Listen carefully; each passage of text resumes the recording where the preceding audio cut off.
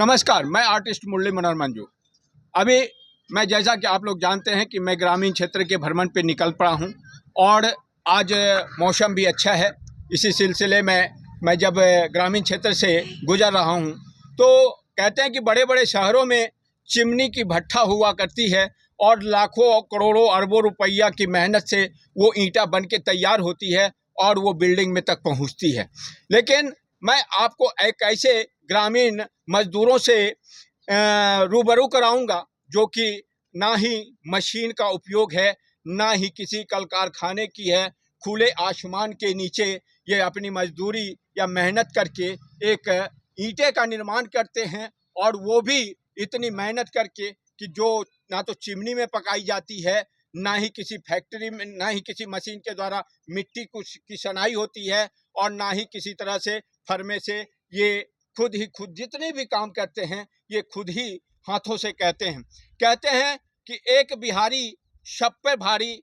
हमारा कहना है कि एक बिहारी वाकई में सब पे भारी होती है। और ये मैं ऐसे नहीं कहता हूँ, मैं आपको दिखाऊंगा कि एक बिहारी कैसे सब पे भारी है।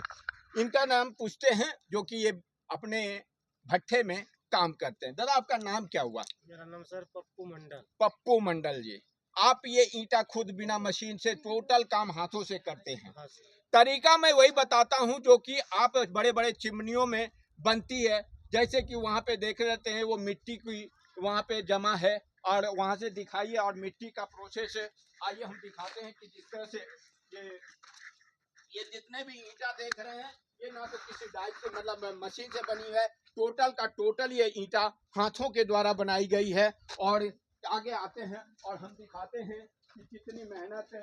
ये खुद मजदूर करते हैं और फिर जाकर के अपनी जीविका का उपार्जन करते हैं। जैसे कि ये मिट्टी दादा आप खेतों से मंगवाते हैं या दूर से मंगवाते होंगे मिट्टी? ये मिट्टी आप यहाँ पे जमा हुई, इसके बाद इस मिट्टी को आप क्या मशीन से सानते हैं? नहीं सर, नहीं, हाथों से। हाँ, सर चला के दिखाइए जरा कैसे बनाते हैं जरा। ये कहते हैं हमारे बिहारी मजदूर, इसीलिए हम बार बार कहते हैं कि एक बिहारी सौ पे भारी नहीं, सब पे भारी है। इसके बाद इस तरह से मिट्टी को फोड़ा जाता है। फोड़ने के बाद फिर इसे पानी के लिए वहाँ पे डाला जाता है। इसके बाद पानी डाल के इसको सानते हैं। हाँ सर, आइए यहाँ पे दिखाते हैं कि कितनी ये कैसे मिट्टी को सान के और फिर जाकर के ये देखिए।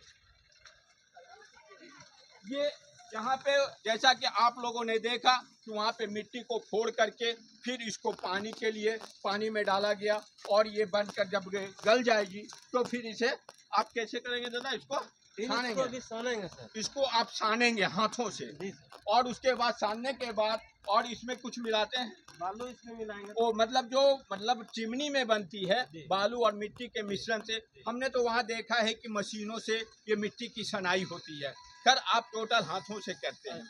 उसके बाद क्या करते हैं? वही डाइस के माध्यम से कैसे जरा दिखाइए दादा कैसे आप ईंटा का निर्माण करते हैं। हाँ, ये मिट्टी बन के तैयार हो जाती है। हाँ वो हाँ ठीक, नहीं ऐसे बना दीजिए, बता। वो मिट्टी की जब लुगदी तैयार, मिट्टी की जब सना कुल्ली बना करके ठीक ये डाइस में इस तरह से बनाते हैं और ये डाइस में बनाने के बाद ठोक करके फिर इसको लाइन पर ऐसे देखिए तरीका वही है जो चिमनियों की है। तो वहाँ पे बड़े बड़े मशीन करते हैं, वहाँ करोड़ों रुपये की लागत होती है। लेकिन ये मजदूर अपनी मेहनत से, अपने दम पे, अपने हाथों से इस तरह का जो बड़े बड़े शहरों में 100-200 मजदूर काम करते हैं, ये दो इंसान ही इतने सारे ईंटों का निर्माण करते हैं। उसके बाद क्या है सर, अब इसका प्रोसेस आगे का क्या होता है? इसके बाद ईंटा सूख जाती है, सूखने के बाद फिर होड़ लगाना पड़ता है। इसको फिर उसी तरह चिमनी बनाते हैं। हाँ। कैसे पकाते हैं? इसको सर पकाने के लिए भी इसको मान लिया ये सूख गई, ये सूख गई। ये सूख जाएगा। सूखने के बाद आइए हम दिखाते हैं, ना तो किसी चिमनी में पकाई जाती है, ना ही किसी भट्टी में पकाई जाती है। इनके पकाने का भी तरीका बिल्कुल ही अजब है। और ये देखिए ये क्या बन के तैयार हो गई है। हाँ, ये भट्टा पक गया है सर। ये आइए हम दिखाते हैं, थोड़ा सा इनको दिखाइए। इतने मेहनत और बिना किसी फैक्ट्री के, बिना करोड़ों रुपये की लागत से ये मजदूर, हमारे बिहार के मजदूर, हमारे किसान भी कर सकते हैं। ये देखिए ये बन के ईंटा हमारी तैयार हो गई है। जब वो ईंटा सूख जाती है तो इसी तरह से इसमें सजाया जाता है और उसके बाद कोयला भी देते हैं।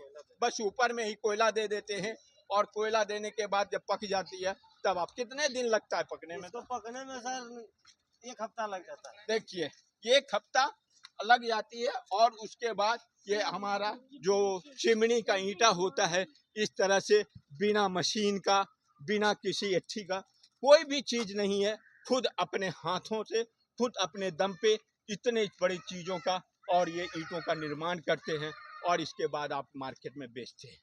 इसकी क्या कीमत मिलती है? ये सर अभी जैसे कि जाता है तो 9,000 गाड़ी में जाता है। 9,000 में कितने पीस आती है?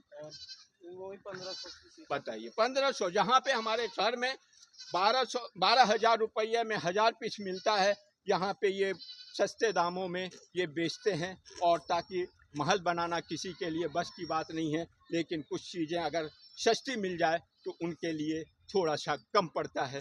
ऐसे ऐसे मज़दूरों के लिए एक शाबाशी और इनके लिए एक लाइक, शेयर, कमेंट बनता है ताकि हमारे ऐसे मजदूरों की आवाज़ सरकारों तक जाए और इनके लिए जो भी हो सके कुछ न कुछ इनके लिए सहयोग करे। जय हिंद, जय भारत, जय बिहार।